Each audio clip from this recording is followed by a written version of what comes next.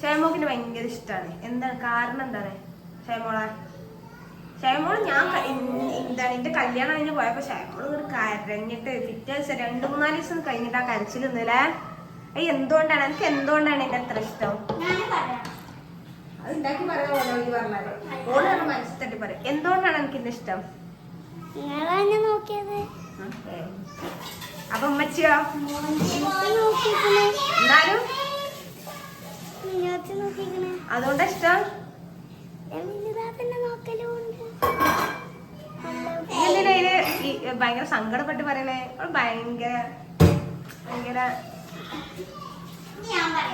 ഉമ്മച്ചിയുടെ പായസം തിളക്കണം ഉമ്മച്ചി കാണിച്ചു തരാൻ പറഞ്ഞതാണ്.